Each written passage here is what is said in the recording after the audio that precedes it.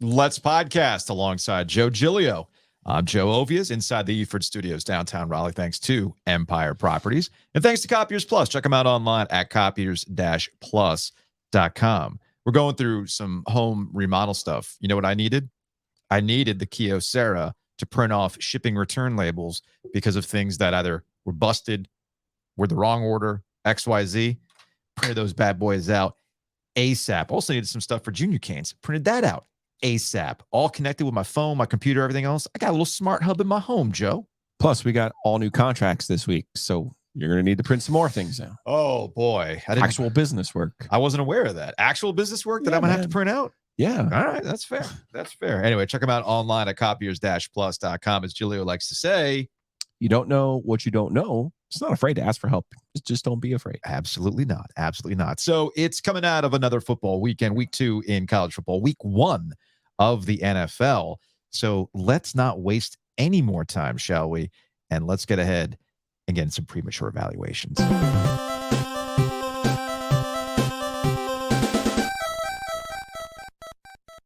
right, Joe, let's start with NC State versus Notre Dame. Although I feel like delaying our conversation about this for about an hour and 45 minutes. It was foggy this morning, so I don't know if that's something we can talk about right now. As long as all of our equipment shorts out and then comes back on. And I know. Eventually. Dude, like, well, there's the actual game to talk about, but holy crap, man. Their brand spanking new, $15 million scoreboard. Is that how much that thing cost? I don't know the exact price tag on that thing. I just hope that they are so very proud of. And it looked great. Amazing. Because I've been driving past it for a variety of different things. I wasn't there on Saturday, but you can see it from Wade Avenue. You can see it off of Trinity. And you're like, can't miss it. Man, that thing is gorgeous. Would have been nice for the Stadium Series, but you know what? Bygones, right? And then what is it with Notre Dame and storms, man? Hurricane Matthew back in 2016. Makes you think. Some, whatever, this act of God that was taking place on Saturday delays the game almost 2 hours, right? Speaking of act of gods, after the delay, NC State comes out, or Notre Dame comes out and scores right off the jump. Catches State a little flat-footed from that situation. I didn't expect NC State to win this game. I expected a Dave Doran special in this game, and for the most part, up until the end of the third quarter, it was playing out that way. But they missed that field goal, and things fell apart from there, man. And this is a national championship contending team in Notre Dame versus an NC State squad that's still trying to figure some things out. I'm not surprised by the result, period. 2 big plays and breakdowns in the first half is really what cost NC State in this game. Don't drop passes, guys. Don't drop passes. I've seen some, like, Brennan Armstrong. I don't know about Brennan Armstrong. You know what I don't know about? Winning football games when guys drop passes or give an interception to another guy. There's huge Jumichael Ramos and Marquez Valdez-Scantling energy to this receiving group. Boy. All right, over to North Carolina and App State. Did the North Carolina General Assembly pass a law that requires North Carolina... Is that what the emergency meeting is today for the legal maybe that's issue? what it is. The legal issue being... they cannot play anymore because it's too dramatic. Actually, I love these games. The 3 games they've played under Mac Brown, the 2 in Chapel Hill, the 1 in Boone, have been absolutely fantastic. I know Texas and Alabama started up. I put that up on the computer on my coffee table because I was focused on the App State North Carolina game. It delivered again, which is what you want. But what didn't get delivered, Joe, was a follow-up performance to the South Carolina win.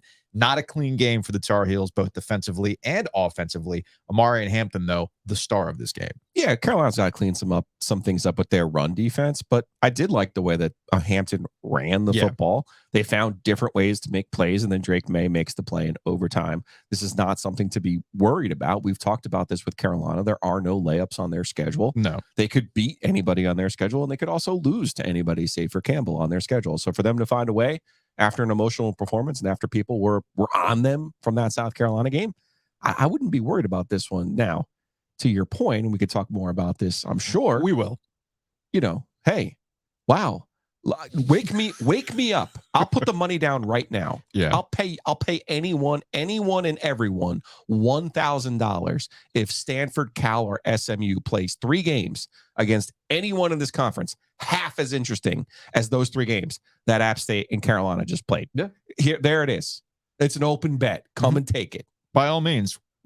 Keep it simple, by the way, North Carolina. Just keep it simple. Why are you doing Wildcat? You have a Heisman candidate on your roster. The guy that's going to go to the NFL. Well, and you line him up a wide receiver? You can't yell at Drake May for helicoptering and diving, right? And then put him in a position not to. No. I'm saying, like, offensively, they're trying to. When you run out of that formation, you have a blocking advantage. It's not the worst idea in the history of the world, particularly when you're trying to protect Drake May. But you put him up at wide receiver?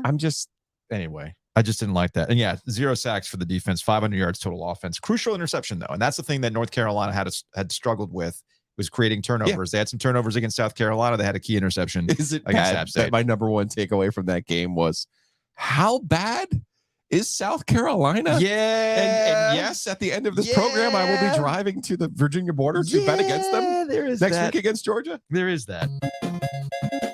Over to the ACC in general, nothing stupid happened. I mean, Duke kind of was, the overcoming of the emotional win against Clemson, a little bit of a slow start against Lafayette. Virginia Tech lost at home to Purdue. Virginia Tech's in a rebuild, obviously. Virginia is going through it. We knew that this year for Virginia was going to be. Yeah, that was a gut punch, though, to have that one and then have it slip away. And then Pitt losing to Cincinnati's the not a good look category. However, outside of Phil can coach, man. However, the ACC is 4-1 against the SEC. Look at the U. Look at that, carrying the banner. I love it. I absolutely love that. I'd love to see that. The U. I'm not. There's a lot. I feel like we could have titled this episode "Are You Back?" Because there's a lot of that going on right now. Is Texas back? Is Florida State back? Is Miami back? Are the Cowboys back? But my ultimate takeaway from this game is similar to your takeaway from last week. North Carolina, App State kind of saying more about South Carolina than anything else, your main takeaway. And I feel the same way about this takeaway with Miami and Texas A&M. I think this speaks more to Jimbo Fisher than it does anything else. Brandon Marcello, who I think writes for The Athletic now. No, he's with 24/7. Put this out. Texas A&M records through 62 games. Kevin Sumlin, 43-19. Jimbo Fisher, 40-22. Texas A&M, 1-7 the last 8 games versus Power 5 teams. The Aggies have 7 straight losses on the road, which is the most in the SEC. And the 48-33 loss at Miami was the coach's first road neutral loss in the state of Florida. He's now 15-1 in the state of Florida. And how much money do they owe him? Like in perpetuity at this point with that guaranteed contract? I'm not even going to repeat what was texted over the weekend about Jimbo Fisher and Texas A&M trying to find a way out from that deal. But suffice it to say that if Texas A&M could find a way out at this point, they would. I think they would. I just want to make sure I have my story straight, by the way. This is now 2 weekends in a row, the first 2 weeks of the football season, where the poor ACC squads, the poor name brand schools like Miami, who just can't keep up. They just can't keep up with the mighty SEC. Right. They've done what now? The last 2 weeks? Yeah. I just want to keep my story straight. Miami looked good, though. Like, offensively, Miami looked good. Yeah, and that's the thing to take away from that. They did. Like, I'm not sure if Miami's back, but Tyler Van Dyke certainly is. All right, to the NFL where the Carolina Panthers, I guess we have to wait a little bit longer for a top pick QB to win their debut. It's been 21 years. David Carr was the last one to do it with the Houston Texans. Did not happen for Bryce Young. Two quick takeaways. I believe Brian Burns played an FU pay me game against the Atlanta Falcons. Also, I think it's telling that J.C. Horn goes out early for the game, which sucks for J.C. Horn. Absolutely sucks for him that he's hurt again. And the Atlanta Falcons still refuse to throw downfield until late. But then again, they didn't have to. Turnovers lead to 17 points. Short field to work with. Bijan Robinson, as my kids like to joke when they play video games, light work for the Falcons. Yeah, don't beat yourself. I mean, one of the reasons you go out and get a Frank Reich, a 62-year-old head coach, is you're not going to do anything stupid. 9 penalties. Yes. 3 turnovers. Yes. Bad news, Brown. Absolutely. Although hat tip to Wake Forest legend Jesse Bates. Had himself a day. He did. Anyway, those are your premature evaluations. Every time we talk about college football specifically, it's brought to you by Wings Over Raleigh. Wings over Chapel Hill, Wings over Greenville. Went to Wings over Raleigh on Saturday, in between kid hockey and getting back in time for the North Carolina App State game and the Texas Alabama game. You go sweet chili? I did. Hot lemon pepper. Hot lemon pepper was the move, man. See, I'm not a lemon pepper guy. So, I am. The kids, I got 3. I got the hot lemon pepper, just a straight up hot, and then the sweet chili. The kids ranked them hot lemon pepper, hot. Yeah, the hot's good. And the sweet chili. Yeah, like Caleb said, he's like, yeah, it's just a good hot wing. Yeah. Like, cool. Lemon pepper, man. Different level. So try it next time. But you're not a lemon pepper. But the spice to it overcomes. So you get that lemon pepper first, and then the spice hits a little something going there. It's like in waves. It's good stuff. I really liked it. So we're always trying to innovate on this show. We are always trying to innovate on this show. And before we get to housekeeping, I feel it's time that we introduce to you our new segment for the football season. I think it's appropriate after 2 weeks of football. We call it the Bzdelik'd of the weekend. Our radio people told us that you take away those runs and we outscored them by 19. So it's that, Joe. If you just take away the thing that happened in the game, man, we're right in it. What's crazy? We can win. I believe it was a 28-0 run that he was talking about. Which is what it makes it hysterical. Yeah, that was, that was 11 years ago at NC State. 11 years ago, man. It all runs together. All right. So what is your, you got it on the whiteboard. What is the Bzdelik'd of the weekend, please? What do we got here? All right. I think we got it now. Okay. This is fairly simple. NC State lost to Notre Dame 45-24. And you're like, oh man, State's defense must have been terrible. Actually, there were 56 plays where they gave up 198 yards. That's 3.1 yards per play. You could live with that. You could win a lot of football games with that 3.5 yards per play. But there were 5 plays where they gave up 258 yards. Oh, I see. Which is 51.6 yards per play. But Joe, if you take away those 5 plays, you're a winning team. Seriously, they give up an 80-yard run, estimate, 65-yard pass, 45-yard touchdown pass, 40-yard pass, and a 28-yard touchdown pass. Like, yeah, what are we doing here, guys? And on 2 of those plays, Aiden White looked a lot like David Amerson. Aiden White, their all-ACC cornerback last year, who got all kinds of praise and was outstanding last season. He was in the wrong place straight up on 2 of the plays. And 2 critical plays that cost NC State touchdowns. Those, on the bright side, you can clean that up. Yeah. And on the 80-yard touchdown run, sometimes you have to tip your hat. Like Notre Dame really blocked that well. And then that was one of those plays where you go, there was a guy last year who made a ton of plays. Oh, yeah, they don't have Tanner Ingle anymore. Like we know a lot about who they have back when we, might even think about the linebackers that they lost. Mm-hmm. Tanner Ingle was an eraser at safety. And I don't know if quote unquote, their new safeties are bad, but they just don't make the same plays that Ingle, a 5th-year player who literally started for 5 straight years for NC State, made for them last year. But the breakdowns, the missed assignments by Aiden White, those can be fixed. The missed plays, even by Peyton Wilson, who's trying to do a little too much at this point because he's missing his other two guys. Those can be fixed. So if you concentrate on that 56 plays, 198 yards, you might have yourself something. On the flip side of that, of the other Bzdelik'd for NC State's offense, they ran 31 first down plays, got 91 yards. And you're like, oh, 3 yards a play. I mean, it's not great, but it's not awful. Take out the last play, which was a touchdown on the first down to Dakari Collins. That's a 23. That was a 23-yard touchdown. NC State ran 29 plays for 30 yards on first down. That's abysmal. You can't do that to your offense. Of the 18 passing plays they had, they completed 5 for 62 yards and 2 interceptions, including the touchdown. That was completely meaningless and irrelevant to the game. So NC State has to get better cleaning up, because remember in UConn, they had the bust on the long run. And now you have 2 weeks in a row. Now you have a bust on a long run. And now 2 weeks in a row, you have to clean up those defensive assignments, and you have to get better on first down. I know a lot of fans were upset with Brennan Armstrong. And there's a bigger question, I think, to be asked about NC State Yeah. this year and how they went about this year. Mm-hmm. And that is because I had one of my friends, Blair, said to me, he's like, hey, I actually, like, I think I've seen enough Brennan Armstrong.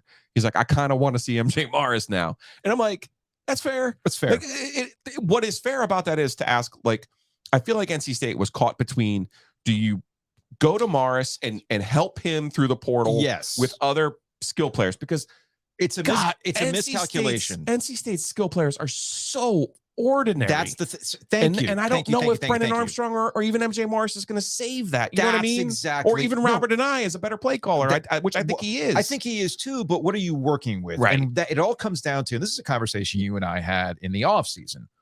You had an incredibly special, out of unfortunate circumstances because of COVID, a 3-year run of not just development, but you had some talent on that team. But you had the ability to develop. You had the ability to, quote unquote, run it back. Last year did not go the way as planned for a variety of issues, injuries being a big one. However, we always kind of viewed in our discussions about NC State this year as a reset year. It's a bowl season, but, hey, beat Carolina, be competitive. Or win one of the 4 games at home that your fans care about. Exactly. This would have been one of them, and obviously. If you care about MJ Morris's development, well, then you use the transfer portal to get one more season out of Brennan Armstrong with Robert and I and try to make the best of what you've got. I always viewed that as an indication of they don't feel strongly about the skill positions around them. Now, that's on Dave Doran and the staff to go get those guys the next year or develop them so that when MJ Morris is ready, then everything falls into place. Which is what they did with this next class. They spent the money on recruits as opposed to portal players. Yes. This year, but what made me think of Saturday was Dave Clawson when he said, we retained a bunch of players who, if they had gone elsewhere or if we had signed them out of the portal, people would be like, wow, look at all these guys that you added. And he's like, really, we just retained, right? So NC State, in this case, the players that they retained were Peyton Wilson, Dylan McMahon at center, and then adding Brennan Armstrong is obviously one of those things where you're like, okay, this is how they chose to go about and build their roster. And that's what I mean when I think there's a bigger question this year.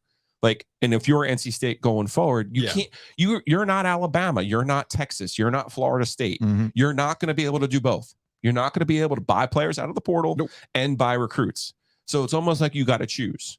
And I think this year they chose to kind of bring guys back as opposed to getting guys out of the portal. And then I think next year's class with Jonathan Paler, you're like, okay, I'm going to invest in a recruit, right? A receiver, which in theory does help MJ Morris. It will help MJ But Morris. I'm looking at their skill players. We've said this all off season.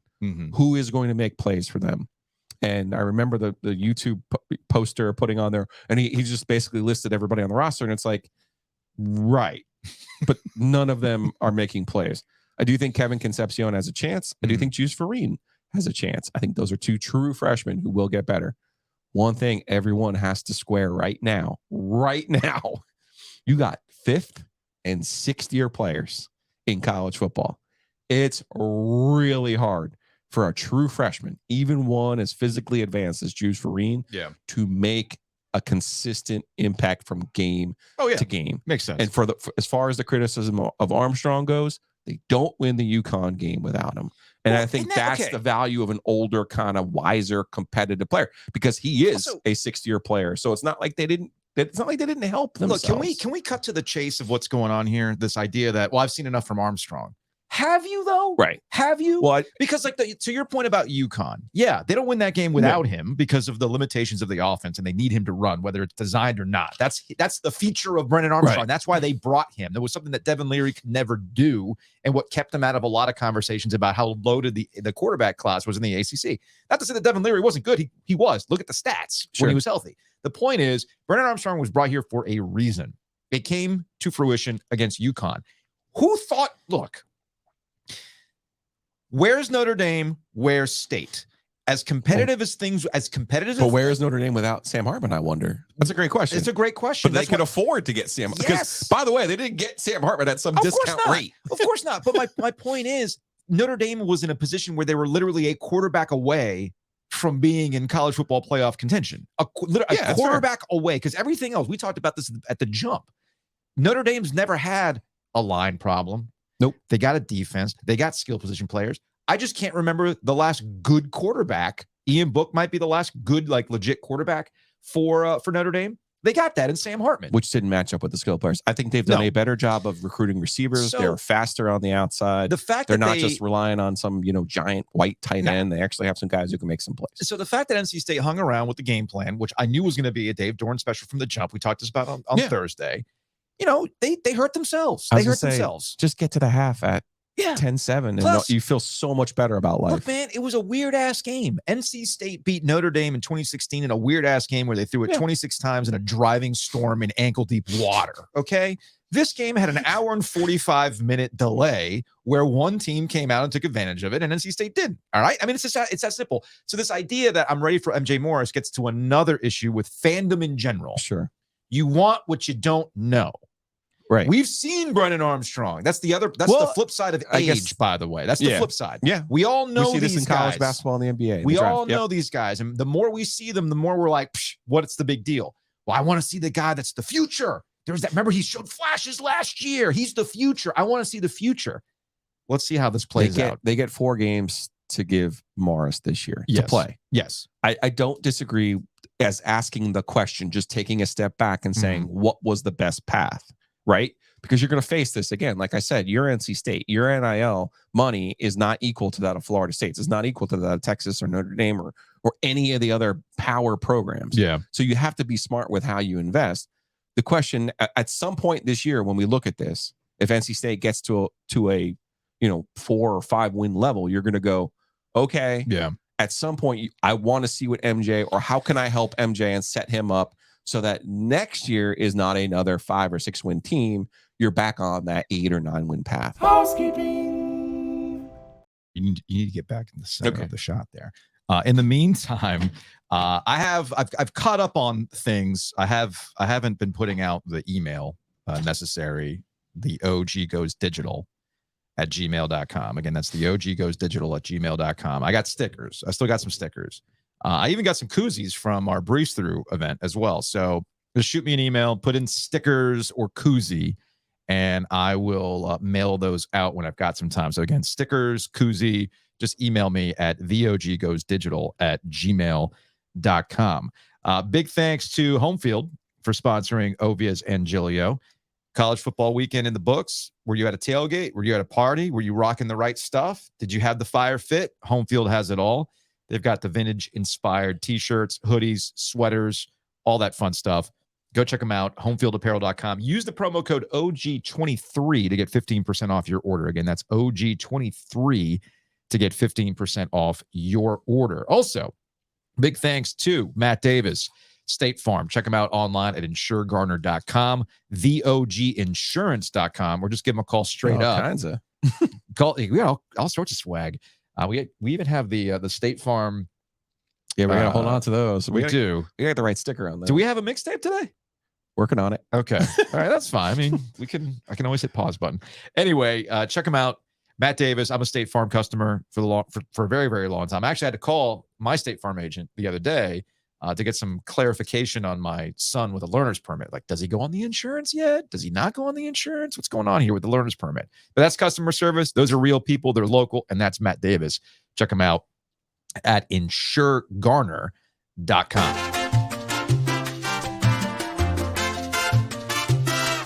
All right, let's get back to the Carolina Panthers. The Carolina Panthers did not look so hot in their debut against the Atlanta Falcons. This was a highly winnable game for the Panthers, Joe. The Atlanta Falcons are trying to go the Coach K positionless route when it comes to their offense. Yeah. Like, they clearly do not believe. They've got everything else in place, right? You've got Bijan Robinson at running back. You got Kyle Pitts, who's going to be special. They got a pretty decent defense, and they don't have a quarterback. They don't trust Desmond Ridder, period. But when you're tasking the Atlanta Falcons offense to work with 17 yards, 5 yards because of those turnovers, you extend plays because of the penalties. 9 penalties total for this game. It almost felt like, you guys know the preseason's over, right? Give you the benefit of the doubt. You're working through it. Benefit of the doubt. Benefit of the doubt. You're not showing much. Well, maybe this is just what they were. And not a really great optimistic start for the Carolina Panthers out of the jump. And look, Bryce Young was a rookie. He had to work through some things early on. Those 2 interceptions, I mean, they were basically identical interceptions. Do I expect that out of Bryce Young as the season goes forward? No, but I am curious if the offensive line and the skill position players around him are going to improve, or this is just what he's going to have to work with going forward. It's amazing to me how similar every NFL team is. Yeah. Scheme-wise, speed-wise, they pretty much all do the same thing. Yeah. So you have to have hammers. You have to have guys who make plays. Okay. And for the Panthers, when you have a top 10 pick, hello, JC Horn. Right. Okay. You have the best ability is availability. You have to be on the damn field, man. And I get it. He's not going out there trying to get hurt. But when you invest in a player, when you invest in an asset, that asset that needs to turn around and make plays. Okay. The Falcons this year, they went out this offseason. They went and got Jesse Bates from the Bengals. Okay. They gave him a $64 million year over 4 years. Right. Now, some of that's funny money in the NFL, but a lot of it was guaranteed. Well, you know how I feel. The salary cap is not real, man. It's like birds. I get it. Yes. But when you go out and make an investment like that, guess what you want? A return on that investment. Jesse Bates in this game, 2 interceptions and causes really the game-turning fumble. The fumble when it's 10-10 on Sanders was the play of the game.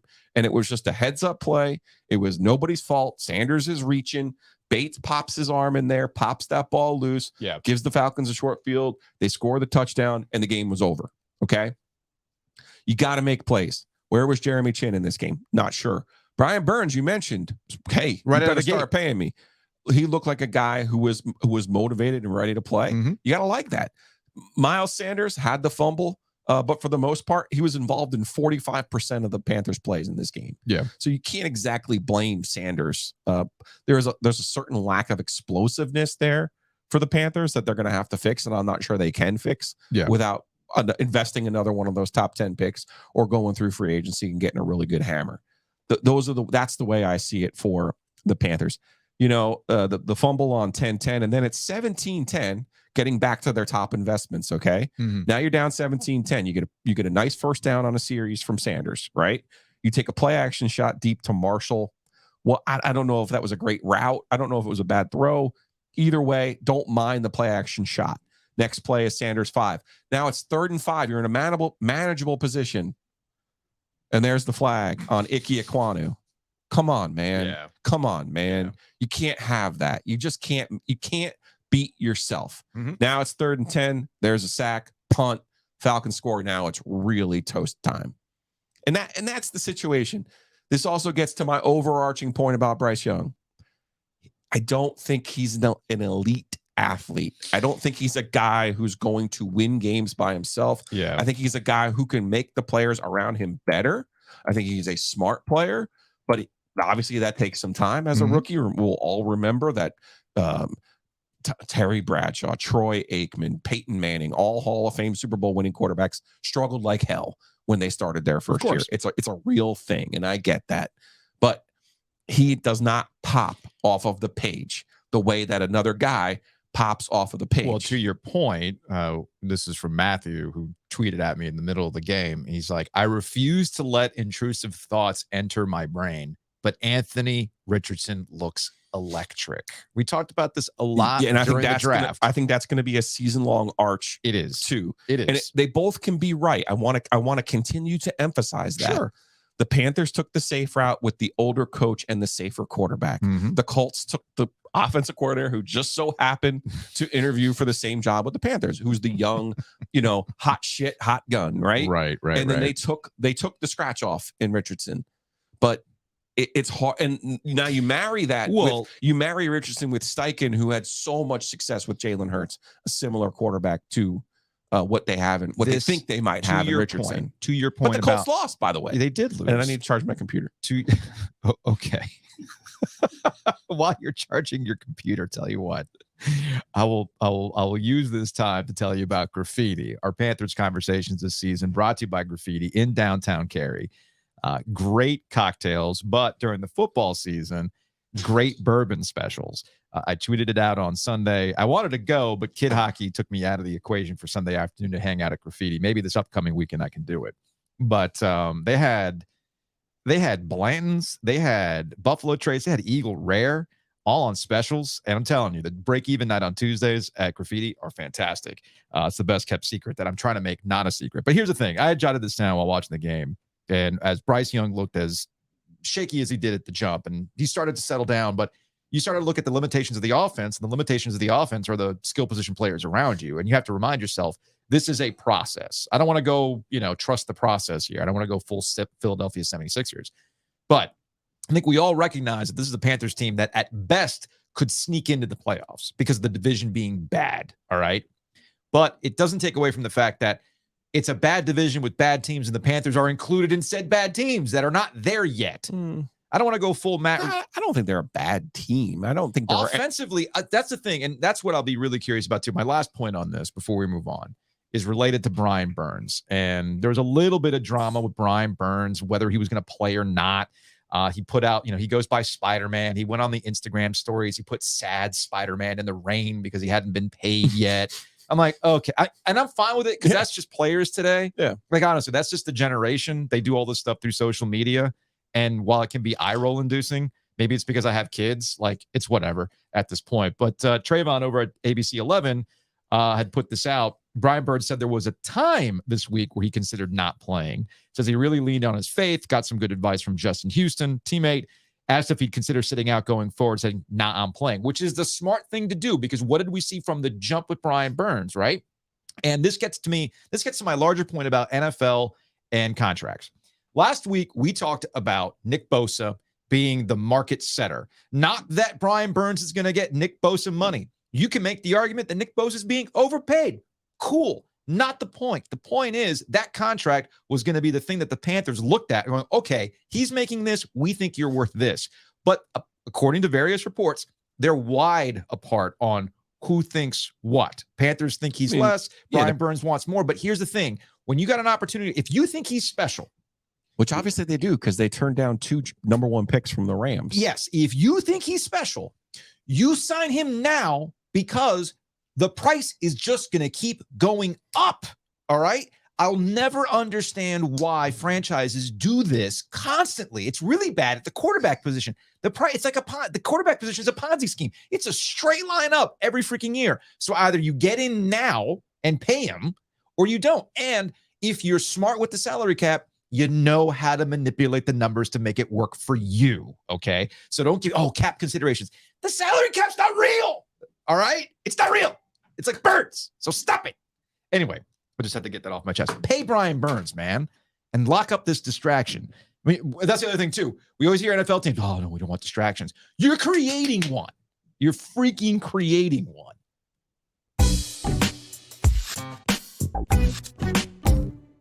Big thanks to, as I check my notes here, you threw me all off with your needing power supply. And I still don't have one. You don't have one? Mm-mm. Do you need to borrow one? Probably. Oh, geez. Okay. Particularly when we talked to Bo. Oh, boy. All right. Anyway, Hometown Realty sponsoring. They got power. Ovies and Gilio. They got the power to make sure that you can buy and sell a house. They got the power of lots and lots of agents, and they got the power to get you something that's a little bit better than a guaranteed offer. Yeah, don't sell yourself short. Don't do that.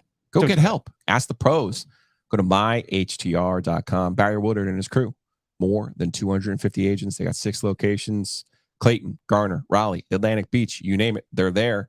Let them help you out with your number 1 investment. Go to myhtr.com. Also, big thanks to Whitaker and Hammer. Check them out online at wh.lawyer.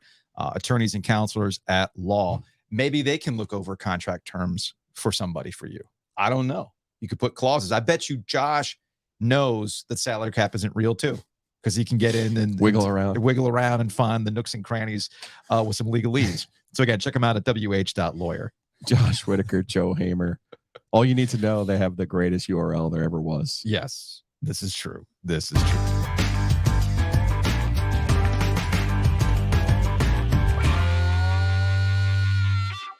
Joining us on the Heister Automotive Group hotline, he is Bomani Jones. The Right Time is the podcast. Bo, before we start, I know you've been telling people the Right Time podcast feed remains the Right Time podcast feed. Do we have any updates when I will get a notification that there is a new Right Time in my podcast player? Soon. Soon. Well, I know I have all the information. I have none of the wherewithal to give it to you. But I can tell you soon. Okay. What's going to be back faster, your podcast or Texas? Who's back? Who's back? Is Texas back? Come on, Bo. I mean, so the thing about the Is Texas back thing, the question I've always had, even when I rooted for them, was back to where? Like, where is this notion of back? Like, as much as the Is Texas back thing comes around, that would be like a more relevant discussion for, say, something like Notre Dame, right? Sure. Like, they've had points where they've been somewhere for a really long time and really made it happen. Texas has won 3 conference championships in the last 25 years, and we're talking about what the hell back is, right? Excuse me, 27 years. And we out here talking about what the hell back is. Come on, man. I'll say this, though. I watched enough of that because I currently don't have ESPN. It's not about beef with the previous employer situation. It's about me having Spectrum. Mm-hmm. That's as good as Texas has looked in a game like that in as long as I can remember. Like, that's the biggest road win that program has had since 2005. I was going to say, since Vince Young. Yeah, it was Vince Young at the Horseshoe against Ohio State, and I want to say like the 3rd game of the year in 2005. That's the biggest road game they've had since then. Yeah, I don't know if Texas is back, Bo, but is Alabama dead? Because I've already declared Clemson dead. That's where the party is right there. And the thing about Alabama being dead is, what does dead mean? Because to them, dead means 10-2. Like back-to-back 10-2 seasons. Right. There's a whole generation that has no idea what it looks like down there when they think it looks bad, and what you think is bad is not the same thing as what we think is bad. And when people make the argument, Saban's built up too much goodwill, It's funny you mentioned that. This is from Roll Tide Willie. Gilio sent this to me. This is actually from an older game, but they brought it back to illustrate a point after losing to Texas. I don't know if you've seen this, Bo, but it's an adventure. How you feel about the game? I think Alabama sucks. Come on now, Willie. Hey, I'm gonna tell you like it is. There's my money. If you don't, you don't owe me nothing. If you don't know how to play ball, you go out here and get 5-star players, supposed to be the best in the nation, and you can't win a damn ball game, you suck. You leaving? Well, no, where you going? Where are you going? Well, I don't like it. God dang. Got a man up there making $12 million a year. He can't win a damn ball game. We want to win a national title. We can't win it like this. He's won a lot of ball games, though. Yeah, but god dang, let's win. You done got too old, you can't win no more. If you are, you need to step down. It's too old, bro. Damn right. I'll show them how to win. Go up there and slap them upside the head. That's the way you do it. It gets better. You gotta Whoa. Keep in mind, that's after they lost the game by 2 points. Yeah. Yeah, man. Yeah. No, it's different, man. This different. Now, I do think, though, that Alabama's in a similar place that Dabo was in the sense that having excellent quarterbacks covers up for a lot. Oh, yeah. A lot. And Alabama just had a run of 4 straight that I don't think anybody can compete with, and that's even with having Matt Corkle thrown in there. Like, they've had, like, a monstrous run of quarterbacking that's kind of gone. And also just at the top line of talent, this team doesn't seem to be as talented as the one that we've seen in the previous years, but everybody else gets to go 9-3 every now and then. Yeah, they don't. Alabama can't. Well, because then Willie gets mad and he starts slapping his friends' phones.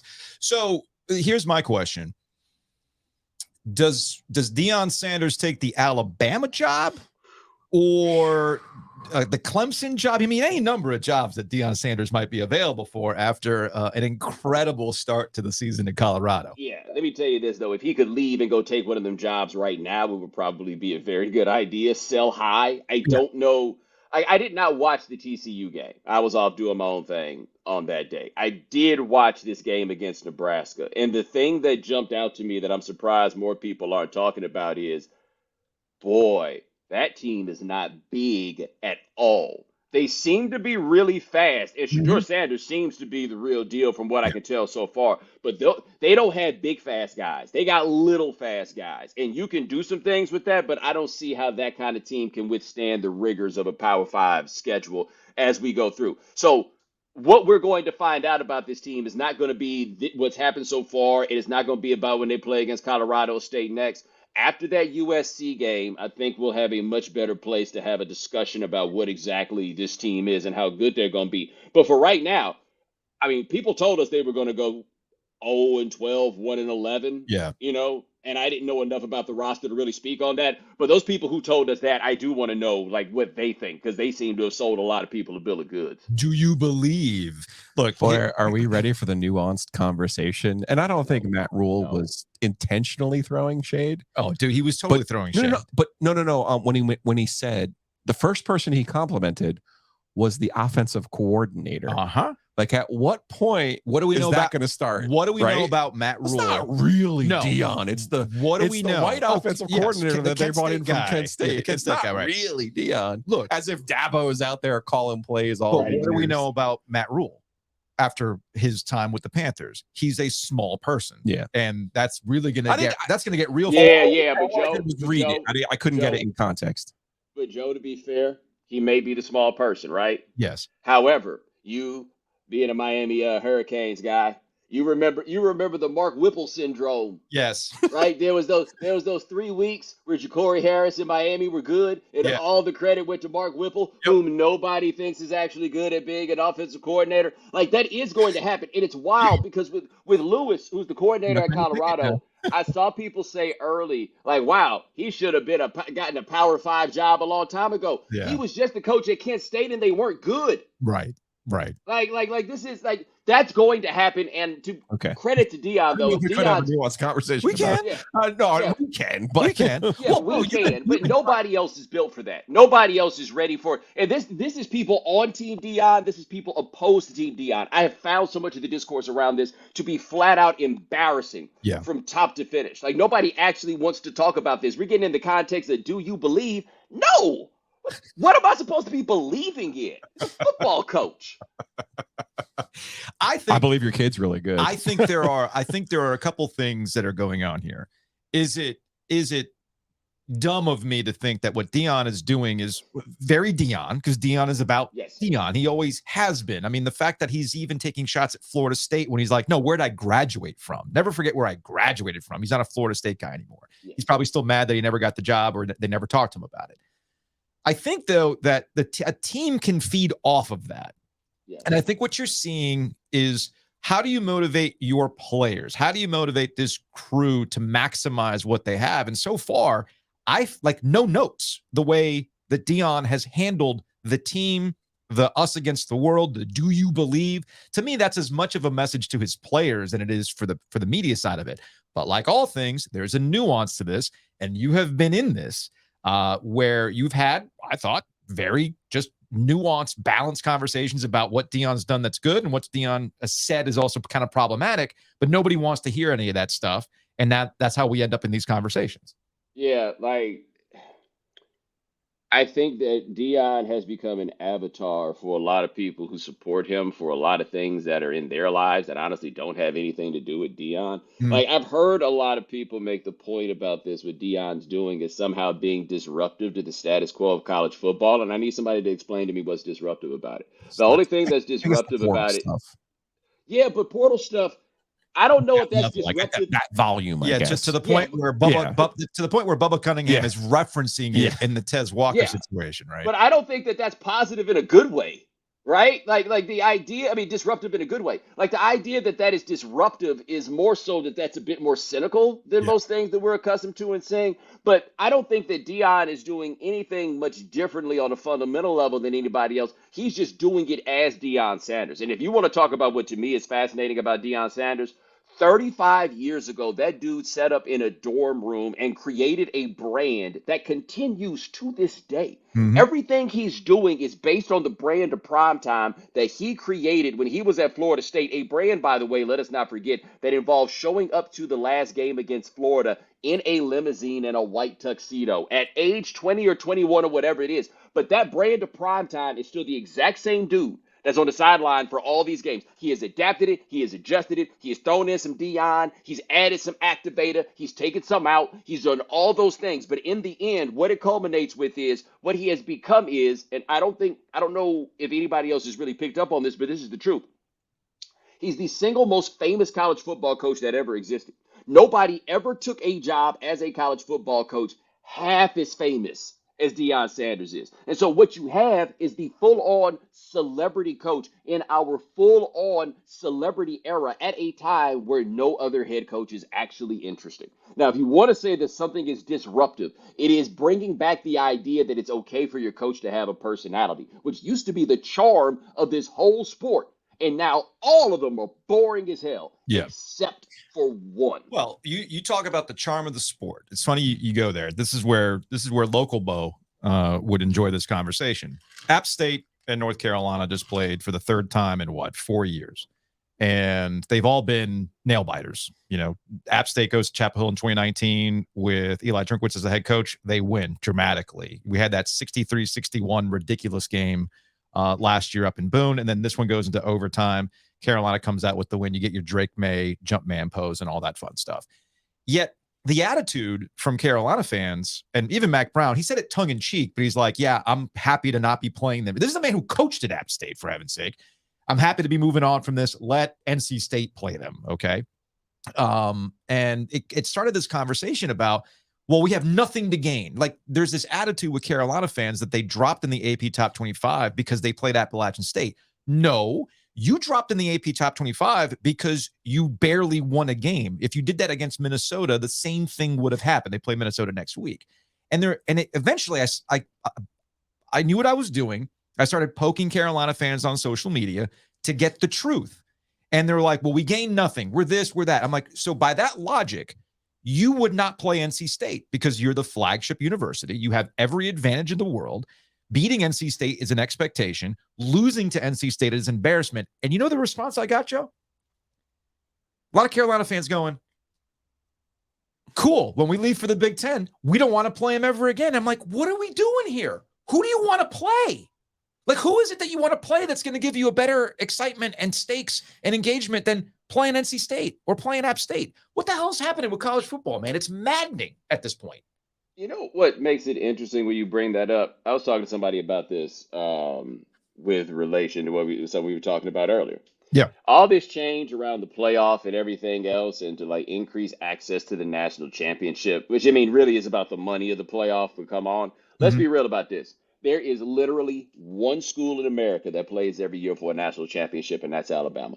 Nobody else really cares that much. They'd like to win one. It would be cool if they did, but nobody's getting run out of there because they didn't win a national championship. That's just not what people are in it for. Like what I learned in my time living and working in North Carolina was most people are watching 7 or 8 win football. I don't even say that as shade. It's just what it is. Yeah. Most people are getting their enjoyment out of 7 or 8 win football. Like for me to be around the excitement that people could have around the Carolina State game, that meant nothing really outside of one area code in 3 counties, right?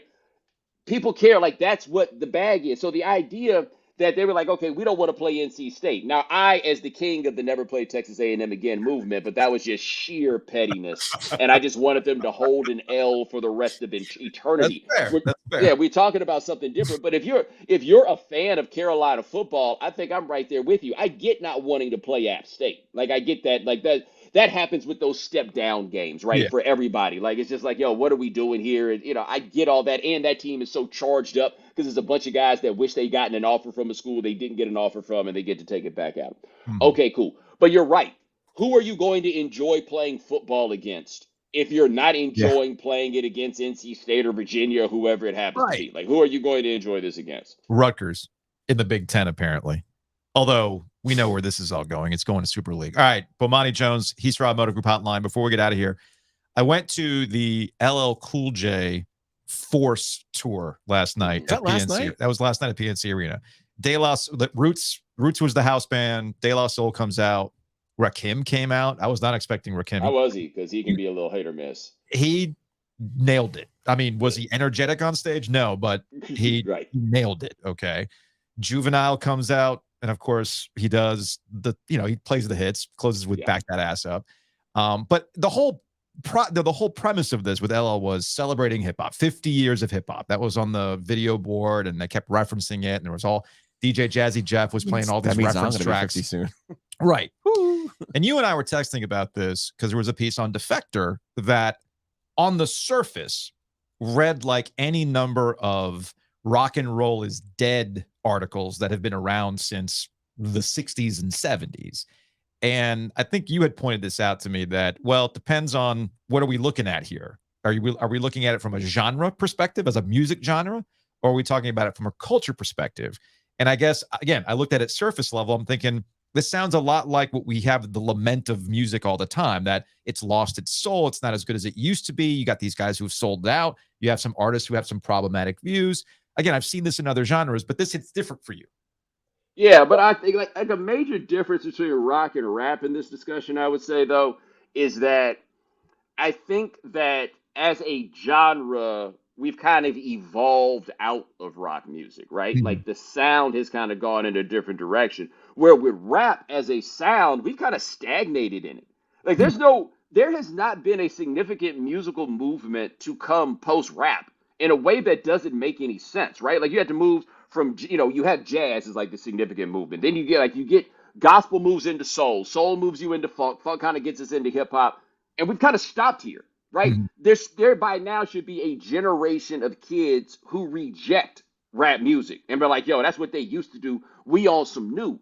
And nobody seems to be on anything new. And so when I look at rap and like from a cultural situation, I thought that Jason England's piece, which I recommend you check out, the big thing he talked about though is we ain't got no say so and no like gatekeeping anymore. There's no curation. There's no real like keeping together a culture that exists and has always been under assault from so many people in so many different directions. Dude, we just letting a lot of bullshit come out here, man. Like the Black Thought line, we lose a grip of what garbage means. That's real. And I think that you can't lose sight of that at some point in this, we stopped caring about whether this stuff was actually good, and nobody ever did quality control like rap. Like if something got famous, but it wasn't good, we tossed it up out of there so fast and made sure that person could never come back again. Then you look up and Macklemore's out here and we just like, oh, well, guess you got to let it happen, right? I don't want to be a hater. Master P, like, I don't want to be a hater. Like we get a lot of people that were whack and we just didn't want to be haters anymore. And so that's where I think the what has happened and where rap is at this point is that there used to be a significance and a meaning to the idea of hip hop culture that I do think at this point is gone. And that is kind of sad. And some of our leaders, like, it's one thing to say that old people become more conservative. It's another thing for Ice Cube to ride around with Tucker Carlson. You know what I mean? Like, that's a little different. It is a little bit different. I had this moment this summer, Bo, my 15-year-old, the baby and all this other stuff that's going on, Little Dirk and whoever these other people are. Caleb wants to go see Travis Scott at PNC. And I just told him, I'm like, they used to like actually write songs, like rap songs used to like tell a story and like actually had rhymes. Mm-hmm. Yes. Everything now, Bo, is the N-word. That's all it is. And I'm sitting here going, like, come on. And I even played one song for him. Like, do you see they went to trigger here? But they the didn't thing go is- that. Like, they actually tried to rhyme But here. like they made an effort. But like rock, and even to a certain extent, country, which I wanted to bring this. Well, point to. country's pop. Well, now. no, but hold on a second. Like I was riding around. Caleb got his learner's permit, so we drove out to Wilson to go. Wow. Yeah, I know. Trust me. Trust me. I just got grayer here. I lost more hair. So my buddy Ryan, who's our age, went to Virginia. He was like basically grew up on Tribe Called Quest and all that. He would have been losing his mind with Rakim coming out, De La Soul. And he's like, I don't know anything new. I'm like, see, but that's not true. That stuff still exists. It's just in the margins now. So I put him on to Griselda. All right. Well, you want to hear guys rapping and telling stories? Well, then may I introduce you to all the cocaine flow from Benny the Butcher and various other guys, right? From that crew. And the beats are also kind of old school with Alchemist, whatever. So this gets me to country because I was thinking about this last night while watching this show. Country, like hip hop, used to be protest music. It was culture. It was, man, we're getting screwed by the man. All right. And somewhere along the lines, this summer was a huge summer for country. But is it country or is it pop? The people who are dominating the charts are just doing pop versions of country, while actual country artists who are still kind of keeping that vibe, whether it's Tyler Childers, Luke Combs, right? Tyler doing Fast Car, exactly. Like, you got Tyler Childers, you've got Sturgill Simpson. There's you got Chris Stapleton to a certain extent. That stuff exists, and they're still kind of doing that kind of. Let me tell you some stories about. Zach Bryan's trying to. He's trying that stuff, so it exists. I almost feel like country music and hip hop have this weird inflection point where it's gone pop and we've lost kind of that soul. Well, I mean, this has been a fight that's been going on in country music for like 60 years, Yeah. right? You know, like I want to say it was 20-something years ago that Willie Nelson did. There was the murder on murder on Music Row thing or whatever. Yeah. Like they were having that fight. That one in that world has certainly gone on for a very long time. But I think when you talk about Griselda, the thing you can't forget, man, them dudes is our age. That's You true. know, it's like when you start I used to throw out like Run the Jewels is probably the best rap group in the world at a point, but it didn't matter because they older than me. Right. You know, and so I think there are a lot of things to it, but I think the piece that my man wrote that I think more people really do need to like read and actually check. It's not just, oh man, the music isn't any good anymore. It was more a look at us, those of us who consume this music and have considered ourselves to be proponents of parts of this culture, and it's being like, yo, did we let this get completely out of hand here? Some of this also to me is really just a function of the internet, and music is no longer communal. Yeah. And so the music don't come from the streets no more. The music comes from the internet. And I don't mean the streets like in a like hardcore sense of the streets. I mean, it could come from the cul-de-sac and still be good, but it's got to come from people. It's got to come from something organic. And now it just comes from the internet. It just feels like all this stuff is just rotating over and sounding the same. I can't name the last rap album, so forget about whether something was good enough for this distinction. The last rap album that we could all get together and be like, yo, man, that one's a classic. Probably To Pimp a Butterfly by Kendrick Lamar. And like, I disagree. I have arguments on that one, but we don't have those things anymore that you can throw out there, an album to be like, yo, this is one that everybody knows and everybody talks about. That's the stuff that I think we've lost. And that to me is about the degradation of a culture more so than talking about the quality of the music. You're also saying album, right? Like TikTok is where music comes from now, is where kids get it from. But people are still buying albums. Yeah. Right. They're still making them. No, but this what I'm talking about, our kids now, and what they listen to and how they listen to music. They don't listen. They don't buy albums, listen to them as albums, as stories. Getting back to the story arc, right? Like it's just one song, it's one beat. It's Jack Harlow, not even rapping over, the OJs anymore. They're rapping over Fergie. Like, give me a break. Yeah, that's the one thing that does happen, I think, as we get to our age is these little jokers about nostalgia are nostalgic about the things we rejected. Yeah, that's true. And to your point about TikTok, the only ones telling stories are the women. Yeah, and they're telling the same story. Well, so that's my thing in rap, where I raised the question about where women are in this, and I'm sure people are like, well, you gotta go find them. If I gotta find them, it's a problem. Like, I don't think anybody talks about that part. It shouldn't be that damn hard. You don't have to find Cardi B. You don't have to find Megan Thee Stallion. They're telling me. The thing about Cardi B is her that Invasion of Privacy album was like low key, really, really good. Yeah. Like not just like it was very well done. There's an interesting character construction that goes around it. But I was with my brother one day and we were watching some title playlist of like women in rap. And it was basically the same woman over and over again, perhaps with a different color hair, a slightly different build, slightly different, not even that much different. All the way through, it was the same. It felt like it was the same song over and over again. And what we did was, and it's a wild thing because we look back at that time and people are like, yo, this objectification of women where you just got them dancing for you in the background and everything else. That's not cool, right? And then what it raised was a whole generation of women who apparently, not every single woman, obviously, but a lot of women who apparently looked at the women dancing in the video and was like, well, what if I could do that and rap? Like, what if I got to be both people? Which, again, is not a disruption, just a slight adjustment of what has gone on that I don't know what to make of. The Bongos video was pretty disruptive, dude. Just saying. Yeah, let me tell you this but this is where I think that was a worrisome proposition, that song. You only supposed to do that once. Like, you remember that second time that David Bowie and Queen did a song together? No, you don't. You do that once. The fact they had to do it twice? Yeah. After the first one was so, like, you can't top that, ladies. You just can't. No, you can't. You ding, can't. ding, ding, ding, ding, ding, ding. Yeah, speaking of things that have been whacked forever, Vanilla Ice also in that boat. All right. Ding, ding, ding, ding, ding. Ding, ding. It's a subtle difference. Subtle. It's a very subtle difference. Bomani, hey man, it's good catching up. Thank you, Bo. Maybe I'll get a new podcast soon from you. It'll be, I promise you. And what's so wild about this is it's people that's out here really thinking like, oh damn, you can't find a job. Number one, if I couldn't, it don't matter. But I can. I promise. Like, I would prefer people not think that. I'll readily admit. This is the part of the conversation I always love with Bomani, where See, we're just working schlubs here. We got to do this, man. We got to do this.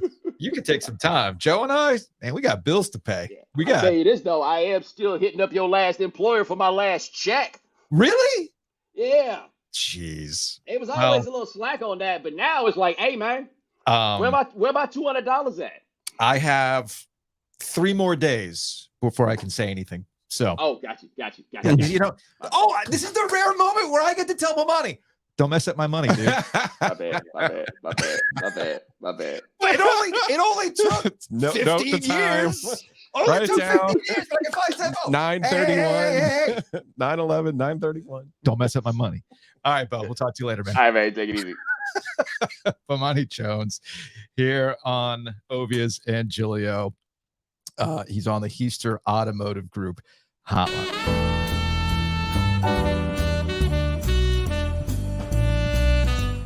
Did your computer die? Yeah, I got nothing. Okay, well, we can keep going. Okay. You don't need your computer. I don't know if you wanted to hit timeout. Where we're going, we don't need Thursday was so nice. Oh, what? Being inside the breeze through? Yeah, you're right. You want to do it again? No, that, but like being in the breeze through? we did it. We did it live. Yeah. And it was like, hey, whoa, I forgot about that. We're doing it live now too. I get that. To Are we on the YouTubes the same way? No, we're not doing that live. You want to do that more often? You want to go live once more a week? often? We could try that. Okay, we can try. I felt like we had people.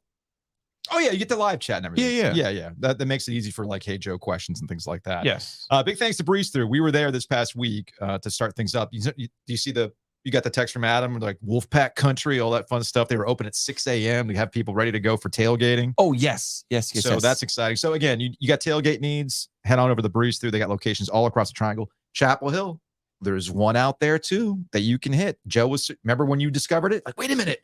This is a Breeze Through too. Oh, Carry on 64. Yeah. So you can go hit that one as well. So they're all You'd be surprised. Yeah. So go check them out. And I think we'll be back at Breeze Through for another live show from the beer fridge. There might be something that coincides with the start of a certain hockey season.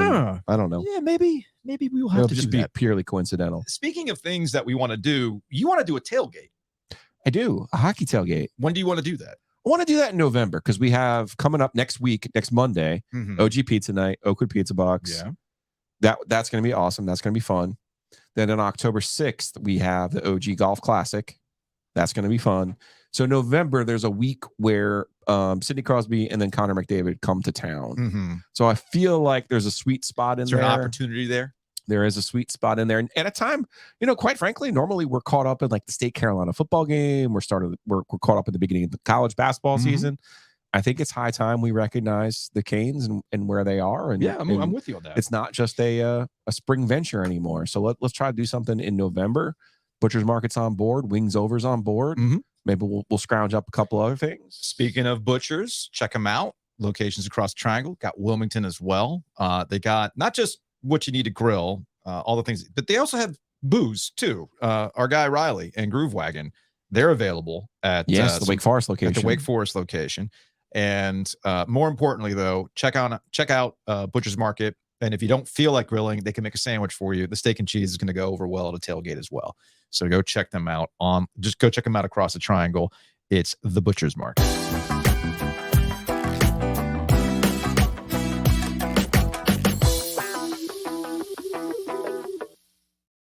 So I wanted to get back to the North Carolina App State game and just like the kind of general conversation around that. And to kind of tie into what we were talking about with Bomani, we kind of inadvertently, that's the thing. When we talk to Bomani, you never know where the conversations are going to go. No. Like basically, like anytime we talk to Bomani, like I'd write down 3 things and I know we're going to go to 5 different places. I don't understand the mentality of, on one hand, saying the soul of college sports is lost because of realignment and the chasing of money. And then right after saying that, you don't want to play regional games like you see between North Carolina and App State. Well, I think Carolina fans in this particular instance is having an immediate reaction to 2 games in the last 2 years that are nuts, man. I get that. Bonkers. And Carolina, by the way, has a really good team. And I would like to push back on some of the App State fans who are down on Sean Clark after last season. And I know what their standard is, and I get what their expectation is. But A, they're in a more difficult conference in the Sun Belt. That league has improved tremendously. And B, you have some turnover. Like, college football is changing.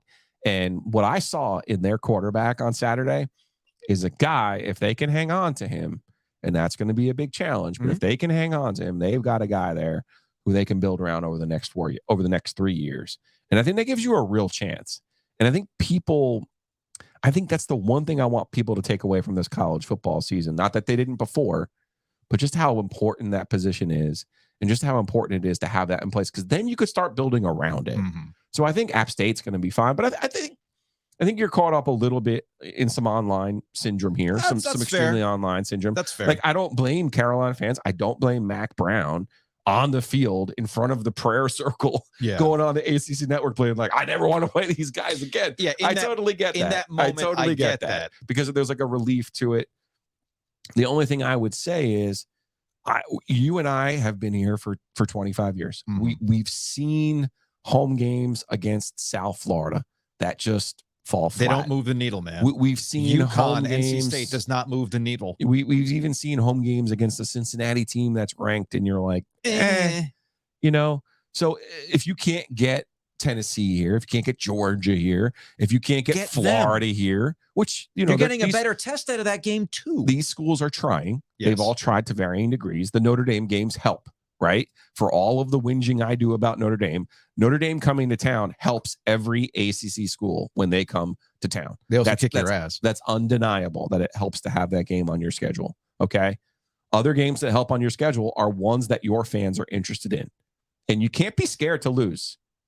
If you're scared, get a dog. That is my ultimate. Go get a dog, dude. That is my ultimate point. There's going to be times where you lose to ECU. NC State has. There's going to be times where you lose to App State. Carolina has. But that doesn't mean you shouldn't play those games.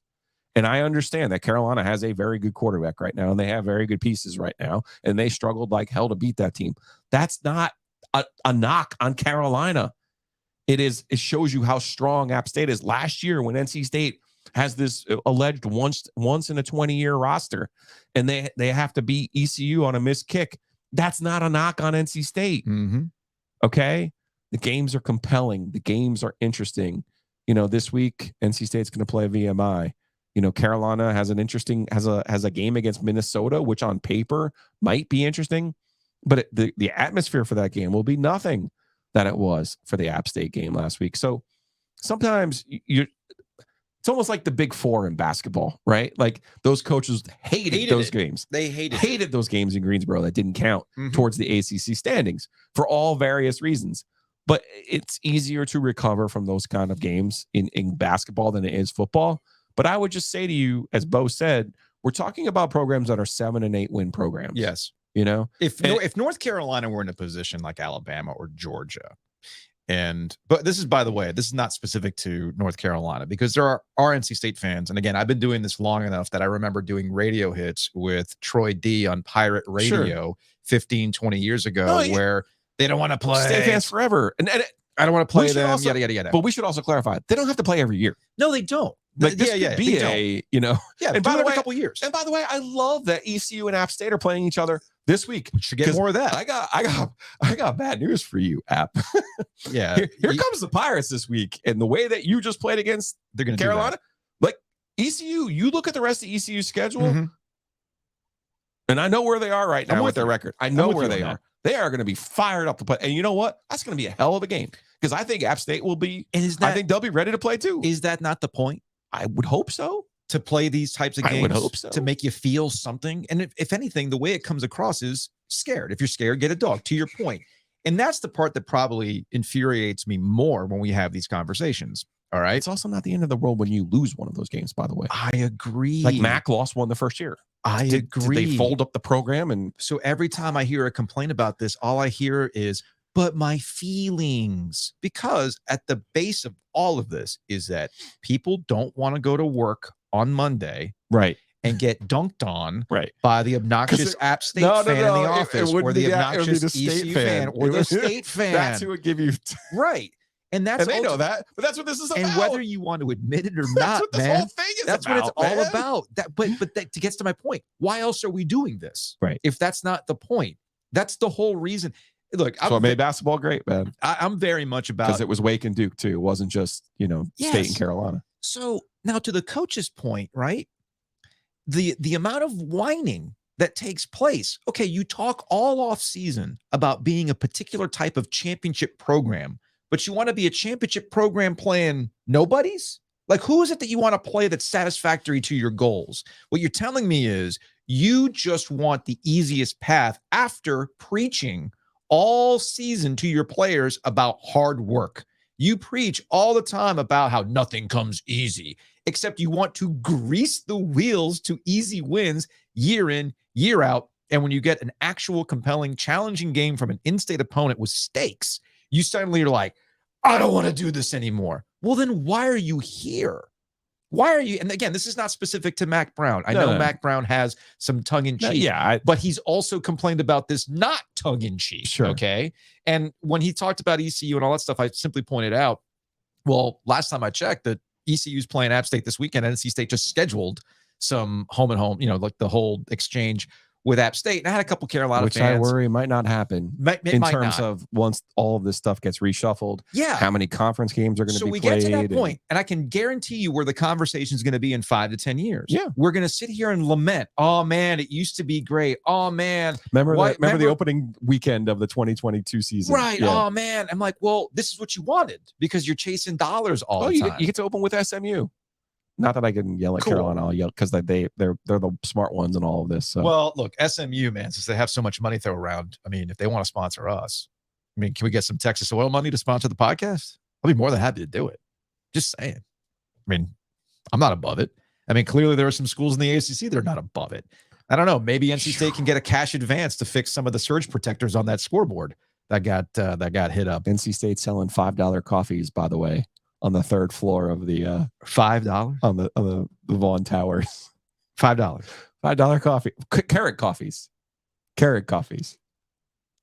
I bought some. Or actually, I should say, the OG Media Company bought some. Yes.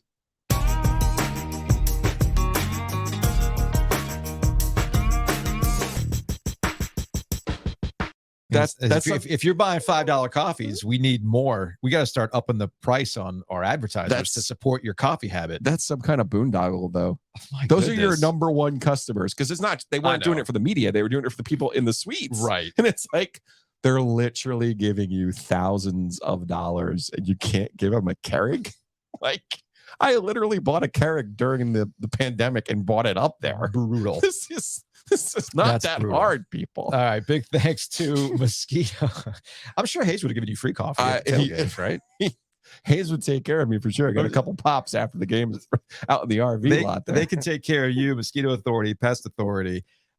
Look, it's still gross out. It's still warm. We've got all this rain from the weekend. Mosquitoes can still be active. Mosquito Authority can help you keep that in check. So check them out online, bugsbite.com. Also, Pest Authority can take care of your larger problems in the house. Moisture, again, being a big problem. It's been a very wet summer that we're coming out of. It continued this weekend.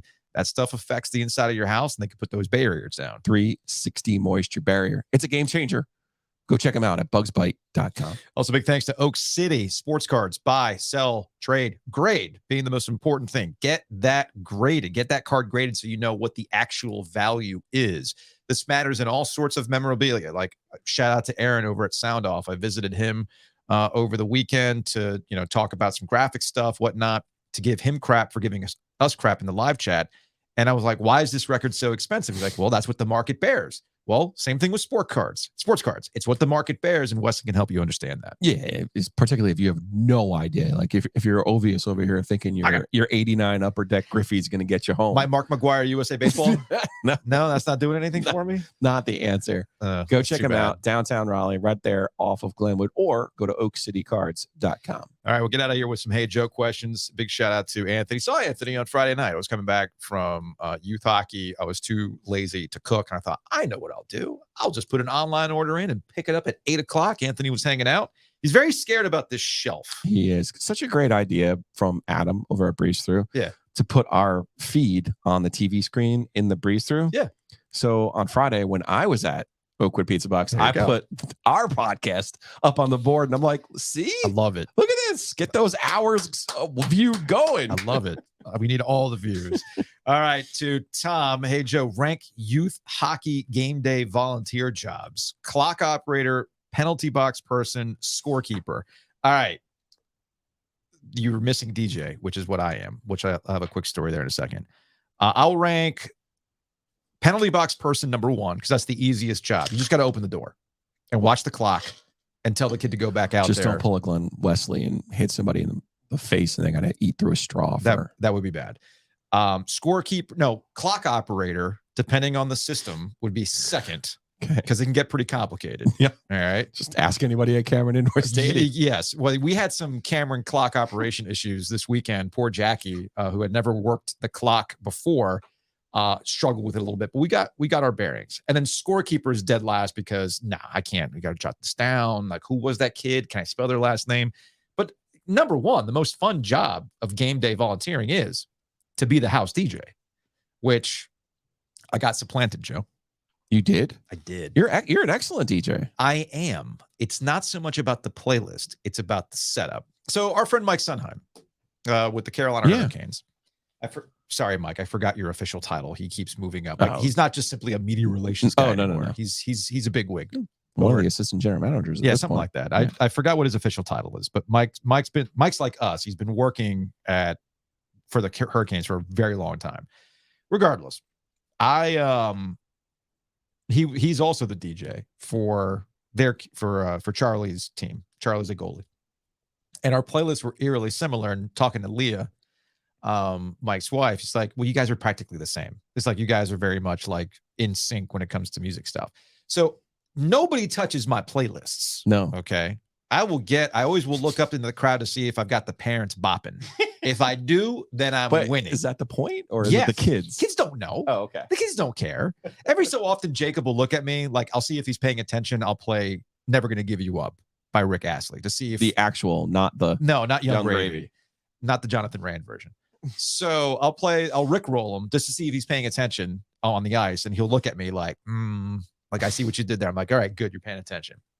But no, I play for the parents, man, because that's who's actually listening. The coaches aren't listening. The players are doing Lord knows what. And if I can get the refs to bop and the parents to bop, I'm winning. However, the way I do the DJ stuff is it's all on my phone. Yeah. Keep it simple. Connect to Bluetooth, aux cord, whatever it is. And, I have it, I have the tiers. I'm like, okay, here's the goal. Here's the clean version of Raise Up. I got whatever. One of the dads on the team bought software that is similar to what is run at actual arenas. Like, it's software that's specific for the stuff. So you can break it up into categories. It has it shows you if you've played it or not. And he showed up with a laptop with all this next stuff level on you. And he also did the thing that I didn't do. He actually signed up to be the DJ. Last year was very much like an unspoken thing. Oh yeah, Joe will take care of it. Jacob's dad will be the one who does the DJ. So I fell off. Like I was asleep at the wheel. I didn't, I wasn't. This feels I'm like slipping. We've talked a lot about story arcs today. Yeah. It feels like a story arc for you. You were the technology guy amongst the media people. But I still am, because Chris could not get the Bluetooth to work off his laptop. I went, well, you know what does connect to the Bluetooth? My phone. So I DJed on Saturday, but I have just the thing. I said, dude, I worked at a radio station. I'm also one of those guys that keeps every cord that ever existed. Oh, do you need an original FireWire cable for your OG iPod? Well, I got just the thing for you. One of those. Do you need dongles? Joe, what do you know about I got me? dongles out the yang, girl. What do you know about me? I got dongles, baby. I got dongles all over the place. I got dongles in my laptop. Stacks on stacks. I got boxes of dongles, okay? So I brought him the cord that was necessary to plug in the AV cables. What a team player. So I'm relinquishing the DJ duties. Okay. It's going to be hard for me. I'm not gonna lie. It's gonna be hard for me, straight up. All right, let's get to Mike on Twitter. Why do people put both blinker lights on when driving in the rain? For safety purposes. Yeah. If the rain's coming down, see the car. Yeah. If the rain's coming down really hard, They're called hazard lights. Yes. by definition. Yeah. Come on now. Did you not take driver's ed? Or did you forget about driver's ed? From Landon, why does App State keep scheduling tough in-state games when they have so much more to lose? A Cotton Bowl invite as an unbeaten G5 team than their opponents. Landon, I see what you did there.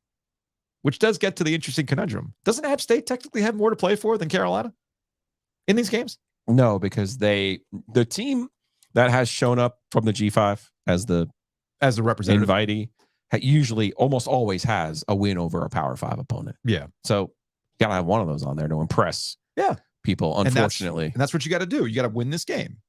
Yeah. Carolina's not getting to the Cotton Bowl. I mean, they could. We'll see about that.